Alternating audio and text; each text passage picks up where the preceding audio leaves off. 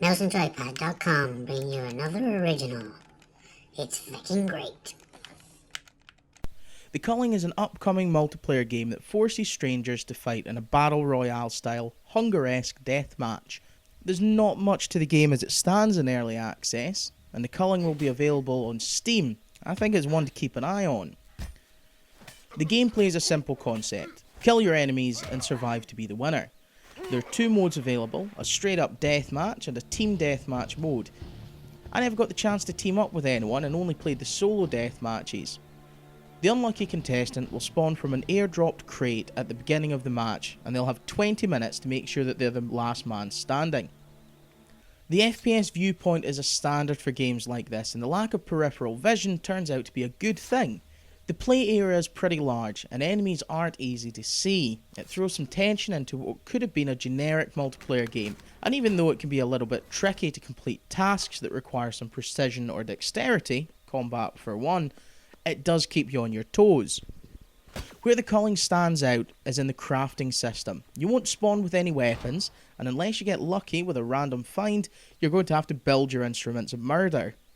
The system uses a resource that will initially limit your capability to craft high level items or a number of more simplistic weapons. This resource can be filled by exploring, picking up tanks of the stuff, or killing an enemy. 2 stones will make a knife, and a 3rd stone will turn that knife into a hatchet. No, I don't really understand either. While sticks can be combined to make medical supplies, or you can combine them with rocks to make a spear or bow.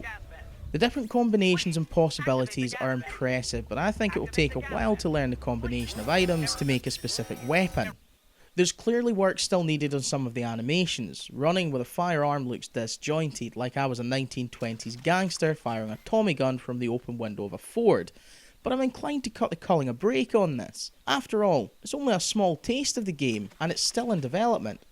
The animations for crafting items are hilariously bad too. In order to make a knife from 2 rocks, still don't know how it works, the character will have to mash the 2 rocks together for a few seconds, and hey presto, you've got yourself a knife.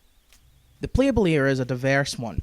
There are rocky hills, buildings, shadowed woods, and a fantastically open death trap in the middle.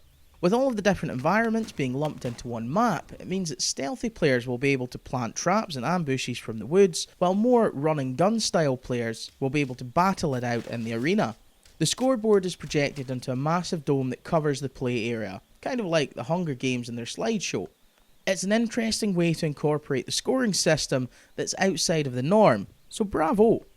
The commentating is brilliant too. It has the same gallows humour as Borderlands, and for me at least, that's a win. The control system can be awkward when trying to kill enemies, it can be too jittery, and it lacks any crosshair function for accuracy. You can block enemies' attacks or shove them to break their defence, in addition to simply swinging your rock knife in a wild arc and getting stabbed in the back of the neck as you run past them, and yes, that happened to me, and no, I'm not proud of it. I had to reduce a few of the settings to get it to run on my PC. It still wasn't a smooth play, but as with any preview, I expect optimization and tweaks will be made before the release. In its current build, the Culling gives a lovely taste of what's to come.